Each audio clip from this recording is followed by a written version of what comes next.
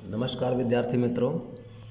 आज स्वाध्याय 6.1 का क्वेश्चन नंबर दूसरा से हम स्टार्ट करेंगे। क्वेश्चन नंबर पहला मैंने आप लोगों को बता दिया है। तो क्वेश्चन नंबर दूसरा देखें तो लिखा हुआ है Np3 बराबर 990 हो तो N का मूल्य ज्ञात कीजिए।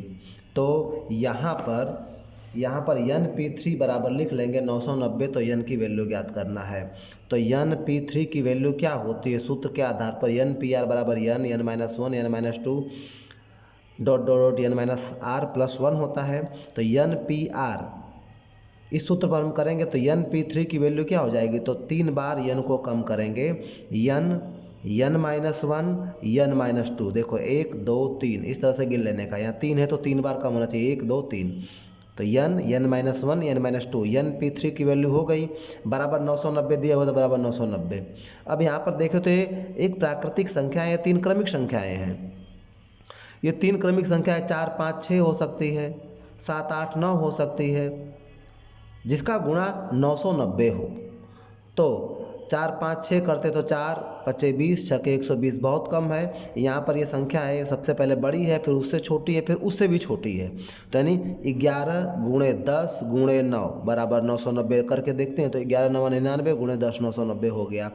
तो जो सबसे बड़ी है N के जगह पर 11, इसलिए N बराबर क्या हो जाएगा? 11 हो जाएगा। इस तरह से प्रश्न को हम हल करेंगे। क्वेश्चन नंबर दूसरा बच्चों देखो क्या दिया हुआ है। क्वेश्चन नंबर दूसरा प्रश्न दिया हुआ है आपके किताब में कि Npr बराबर 3024 हो तो R का मूल्य ज्ञात कीजिए। तो यहाँ पर R का मूल्य ज्ञात करना है। यहाँ पर Npr बराबर देख सकते हो आप लोग कितना दिया हुआ है। Npr बराबर दिया हुआ है 3024। तो यहाँ पर R ज्ञात करना है। तो Npr बराबर पहले सूत्र लिखेंगे। Npr का सूत्र N फैक्टोरियल यहाँ पर होता है, तो N की जगह 9 है तो 9 factorial upon N minus R। यहाँ पर सूत्र अगर देखें तो सूत्र कुछ इस तरह से होता है। सूत्र मैं लिख देता हूँ यहाँ पर। Npr बराबर सूत्र होता है N factorial upon N minus R factorial. तो Npr बराबर क्या? तो हम सूत्र N के जगह पर क्या रखेंगे? यहाँ पर 9 फैक्टोरियल बटे में 9 माइनस R फैक्टोरियल। अब Npr की वैल्यू तो हमें 3024 दे दिया हुआ है, तो यहाँ पर 3024 हम लिख देंगे। अब इसकी वैल्यू 9 फैक्टोरियल की वैल्यू कितनी होगी? तो 9 फैक्टोरियल की वैल्यू जो होगी 9 से लेके 1 तक का गुणा करेंगे। 9 गुणे 8 गुणे 7 गुणे 6 गुणे 5 गुणे 4 गुणे 3 गुणे 2 गुणे 1। अब बटे में 9 माइनस R फैक्टोरियल तो ऐसे ही रहेगा, तो हमने यहाँ पर कर दिया। अब इसका गुणा किया तो यहाँ पर इसका गुणा करेंगे तो यहाँ पर आया 3,62,880। ठीक है। और यहाँ पर 3024 को हमने क्या किया? बट्टे में लेके चले गए और इसका क्रॉस गुणा कर दिया, यहाँ पर आ गया। तो ये हो जाएगा 9 माइनस R फैक्टोरियल बराबर इसका गुणा कर दिया 3,62,880, और ये 3024 किधर जाएगा? बटे में आ जाएगा। तो अब 9 माइनस R फैक्टोरियल बराबर कितना? तो इसको हम काट देंगे, भाग दे देंगे। तो भाग देने पर आया 120। अब यहाँ पर फैक्टोरियल में है, 9 माइनस R फैक्टोरियल में है, तो 120 को भी हम फैक्टोरियल में बनाएंगे। तो 120 कितने का फैक्टोरियल है? तो देखो यहाँ पर अगर करते हैं तो जैसे करें 4 गुणे 3 गुणे 2 गुणे 1, ये किसकी वैल्यू है? 4 फैक्टोरियल की वैल्यू है। 4 फैक्टोरियल की वैल्यू कितनी होती है? 4 तिहाई 12 दूनी 24 होती है। 5 फैक्टोरियल की वैल्यू कितनी होती है? तो 5 गुणे 4 गुणे 3 गुणे 2 गुणे 1। तो करके देखते हैं, 5 जो के 20 तिहाई 60 दूनी 120, यानी 5 फैक्टोरियल की वैल्यू ही कितनी होती है? 120 होती है। आप लोग 10 फैक्टोरियल तक वैल्यू याद रखोगे। 6 फैक्टोरियल की वैल्यू कितनी होगी? तो 720 होगी। 8 फैक्टोरियल की वैल्यू कितनी होगी? तो आप लोग गुणा कर करके याद रखने का। तो 120 कितने फैक्टोरियल की वैल्यू है? 5 फैक्टोरियल की वैल्यू है। ठीक है। तो 5 फैक्टोरियल की वैल्यू है, तो 120 के जगह पे हम क्या लिख देंगे? 5 फैक्टोरियल लिख देंगे। और यहाँ पर N माइनस जो R फैक्टोरियल वैसे ही रहेगा। अब यहाँ पर N फैक्टोरियल इधर था, इधर फैक्टोरियल था, तो बराबर के दोनों तरफ से फैक्टोरियल हट जाएगा। तो यहाँ पर N माइनस R बराबर 5 हो जाएगा। तो अब माइनस R इधर बचा, N को 9 को उधर लेके चले जाएगा, तो 5 माइनस 9 हो जाएगा।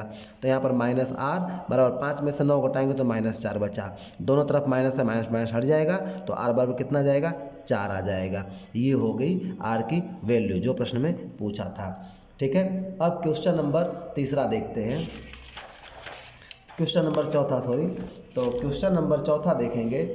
क्वेश्चन नंबर चौथा में देखो क्या लिखा हुआ है कि प्रश्न में लिखा हुआ 3n+3p4 बराबर 5 इंटू n+2p4 हो तो n का मूल्य ज्ञात करना है।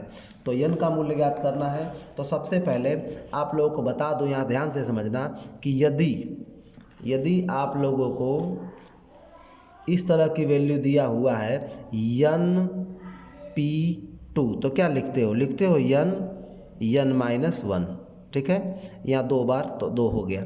अगर n/p3 है तो क्या लिखते हैं n-1, n-2, 1 2 3 बार कम करते हैं। अब यहाँ पर बच्चों खूब ध्यान से देखो, यहाँ पर जो है वह क्या दिया हुआ है, यहाँ पर 3 को 3 ऐसे लिख देंगे, n+3 को 4 बार कम करना है तो पहले लिखेंगे n+3 ऐसे का ऐसे, जैसे यहाँ पर n था तो n रहने दिया, ऐसे रहने दिया। अब इसमें से एक घटाना है तो n+3 - 1 कितने बार, 4 बार तक करना है। फिर क्या करेंगे n+3 - 2, फिर क्या करेंगे n+3 - 3। ये किसकी वैल्यू हो गई, n+3 की वैल्यू हो गई। क्यों, क्योंकि n/p(r) बराबर होता है n-1, n-2, n-3, इस तरह से n-r+1 इस तरह से होता है, आप लोग जानते हो। तो इसी सूत्र पर हमने किया यहाँ पर n+3, n के पूरे n के जगह पर n+3 है तो पहले n+3 3 तो ऐसे उतार दिया, n+3 - 1 किया, फिर n+3 - 2 किया, फिर n+3 - 3 किया, 4 था तो 1 2 3 4 बार हुआ, ठीक है, बराबर। अब 5 तो 5 को 5 लिख दिया, n+2 को ऐसे ही 4 बार काम करेंगे तो पहले n+2 ऐसे लिख देंगे, फिर क्या करेंगे n+2 - 1 करेंगे, फिर क्या करेंगे n+2 - 2 करेंगे, फिर क्या, अभी 1 2 3 बार हुआ, फिर n+2 - 3 करेंगे, इस तरह से होगा। तो यहाँ पर हम देखेंगे तो यहाँ पर 3 का 3 n+3 ऐसे लिख देंगे, n+3 n+3 - 1 तो 3 में से 1 घटाएंगे तो क्या आ जाएगा 2, तो लिख सकते हैं n+2। यहाँ पर n+3 - 2, 3 में से 2 जाएगा तो कितना आएगा 1 आएगा, तो यहाँ लिख सकते हैं n+1। यहाँ पर n+3 - 3 तो कैंसिल हो गया, क्या बचा खाली n बराबर 5 का 5 लिखेंगे, n+2 को n+2 रहने देंगे, फिर n+2 - 1, 2 में से 1 जाएगा तो 1 बचेगा तो यहाँ पर क्या हो जाएगा n+1। यहाँ पर n+2 - 2 तो 2 2 कैंसिल हो गया, कितना बचा खाली n+2 - 3 तो 2 में से -3 को घटाएंगे तो क्या हो जाएगा -1 आएगा, तो यहाँ पे क्या लिखेंगे n-1। तो इन शॉर्ट ये वैल्यू मिली। अब यहाँ पर बच्चों क्या करेंगे, देखो बराबर के इधर बराबर के उधर जो सेम है उसे निकाल देंगे। तो बराबर के उधर देखो यहाँ पर n+2 है, यहाँ पर n+2 ये निकल जाएगा, यहाँ पर n+1 है, n+1 निकल जाएगा, यहाँ पर n है, यहाँ पर n ये निकल जाएगा। तो यहाँ तीनों बराबर के इधर समान है, बराबर के उधर समान है तो निकल जाएंगे। यहाँ पर क्या बचा खाली 3 बचा, 3 और क्या बचा n+3 बचा। बराबर के इधर क्या बच रहा है, तो बराबर के इधर देखें तो 5 है और n-1 बचा है तो n-1।